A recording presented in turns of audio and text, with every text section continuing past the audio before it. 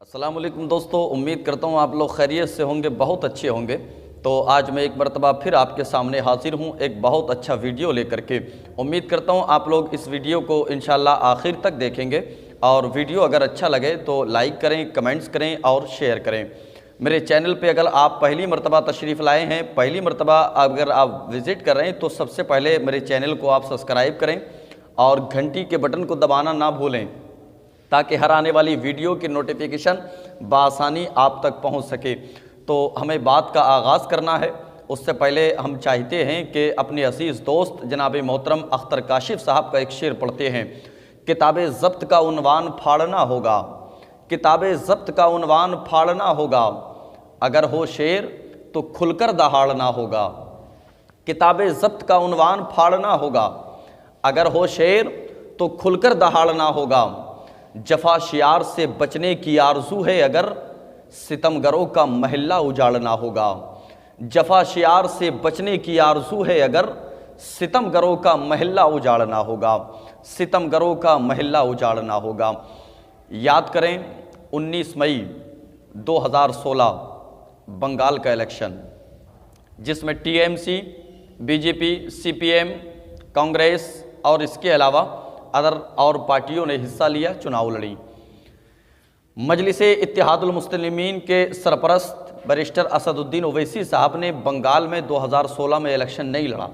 جانتے ہیں کس لیے؟ وہ چاہتے تھے کہ بنگال کے مسلمان اور بنگال میں نچلے طبقے کے تمام تر لوگ ایک جٹ ہو کر کے ممتا بنرجی کو سپورٹ کریں، اور ممتا بنرجی حکومت ہند سے مطالبہ کر کے مسلمانوں کے حقوق مسلمانوں تک پہنچانے میں کامیاب رہیں اور سہیوگ کریں۔ تقریباً 15 سال سے بنگال کے مسلمانوں نے اور نچلے طبقے کے لوگوں نے ممتا بنرجی کو سپورٹ کیا ہے، یہ حقیقت ہے، اس میں کوئی دو رائے نہیں، واقعی یقینی طور پہ سپورٹ کیا ہے۔ لیکن اس لیے سپورٹ نہیں کیا کہ بنگال کے مسلمان بی جے پی سے ڈرتے ہیں، بنگال کے مسلمان بھاجپا سرکار کے آنے سے خوف زدہ ہیں، نہیں، بلکہ بنگال کے مسلمانوں نے اس لیے سپورٹ کیا، وہ چاہتے تھے کہ انہیں روزگار مل جائے۔ بنگال کے مسلمان چاہتے ہیں کہ انہیں سر چھپانے کے لیے آسان چھت مل جائے۔ بنگال کے مسلمانوں نے چاہا کہ ان کے بچوں کو اعلیٰ تعلیم دلانے کے لیے کوئی مدرسہ، کوئی کالج، کوئی اسکول مل جائے۔ بنگال کے مسلمانوں نے اس لیے سپورٹ کیا تاکہ ان کی منشا یہ تھی ان کے بچے جو جوان ہو چکے ہیں اور تعلیم یافتہ ہو چکے ہیں، وہ بچے پولیس محکمے میں شامل ہو جائیں۔ بنگال کے مسلمانوں کی منشا یہ تھی کہ ان کے بچے فوج میں شامل ہو جائیں، ہندوستان کی بقا کے لیے، ہندوستان کے تحفظ کے لیے اپنی جان کو قربان کریں۔ ممتا بنرجی کو بنگال کے مسلمانوں نے صرف اور صرف یہی تمام تر خواہشات کی تکمیل کے لیے سپورٹ کیا۔ بدلے میں کیا ملا؟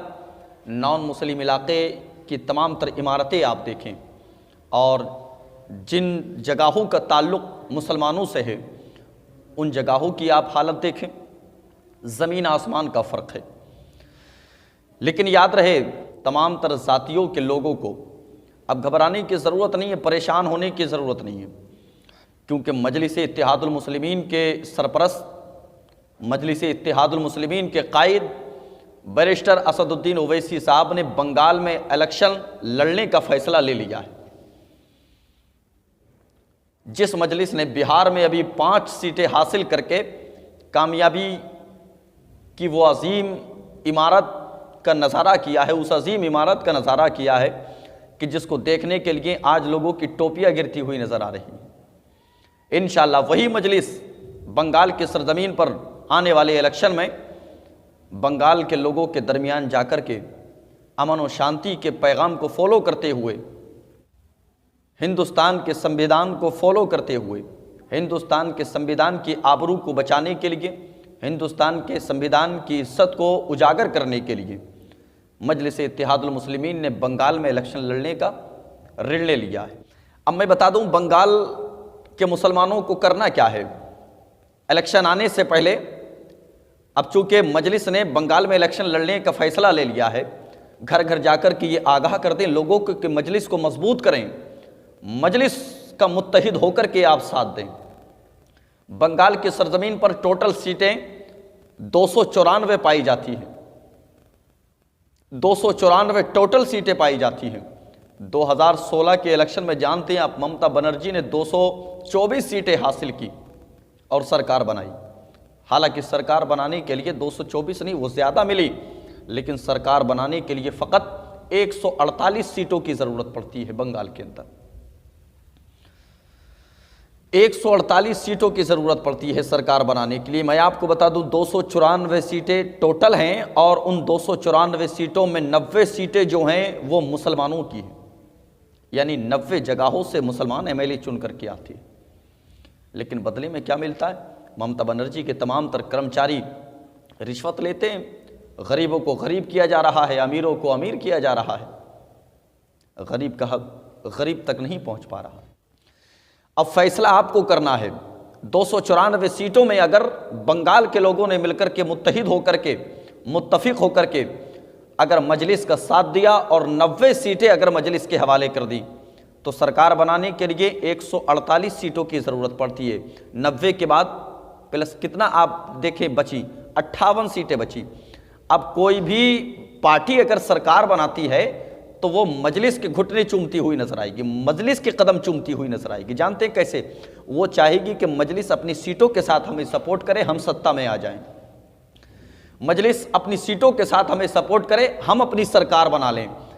اب ایسی پوزیشن میں مجلس اتحاد المسلمین کے سرپرست بیرسٹر اسد الدین اویسی صاحب یوں ہی وہ سیٹیں اٹھا کر کے ان کے حوالے نہیں کر دیں گے کہ لو سرکار بناؤ، بلکہ ایک ایگریمنٹ کیا جائے گا، اور اس ایگریمنٹ پر بے شمار شرائط ہوں گے۔ وہ شرائط کیا ہوں گے جانتے ہیں؟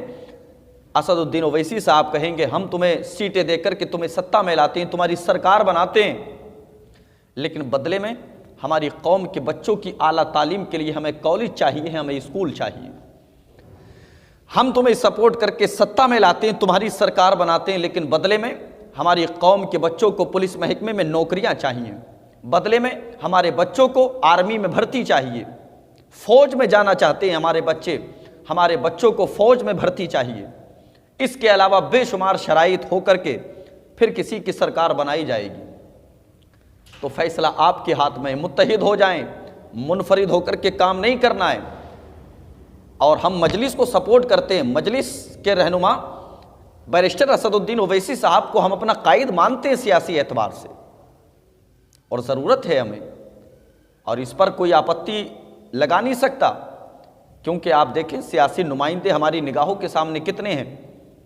ملائم سنگھ یادو بزرگ ہو گئے، ان کے بیٹے اکھلیش یادو، سونیا گاندھی، مایاوتی، یہ جتنے سیاسی چہرے ہیں یہ بھی کسی نہ کسی کے لیے آئیڈیل بنے ہوئے ہیں۔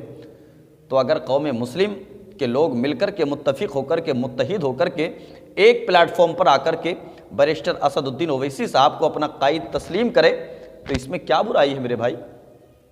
ہر کسی کے پاس اپنا لیڈر ہے، اپنا رہنما ہے، اپنا قائد ہے سیاست کے میدان میں۔ مجلس اتحاد المسلمین کے بانی بیرسٹر اسد الدین اویسی صاحب مسلمانوں کے قائد ہیں، سیاسی رہنما ہیں۔ آج تک قوم مسلم کو استعمال کیا گیا میرے بھائی۔ اگر سماجوادی کا لیڈر ہمارے درمیان میں آتا رہا، اگر سماجوادی کا لیڈر ہمارے درمیان میں آیا، ہم کو ڈرایا، کیسے ڈرایا جانتے ہو؟ ایک جملہ استعمال کیا، ہمیں سپورٹ کرو، ہمیں ووٹ دو ورنہ بی جے پی آ جائے گی۔ مجھے ہنسی آتی ہے اس بات پر، ہمیں سپورٹ کرو، ہمیں سطح میں لے کر کے آؤ ورنہ بی جے پی آ جائے گی۔ ہم کو ڈرایا گیا ہے۔ کانگریس کا لیڈر آتا ہے وہ بھی یہی کہتا ہے کہ ہمیں سطح میں لے کر کے آؤ، ہمیں سپورٹ کرو ورنہ بھاجپا آ جائے گی۔ لیکن بہار کے الیکشن نے اس جملے کی رت بدل دی۔ جانتے ہیں کیسے؟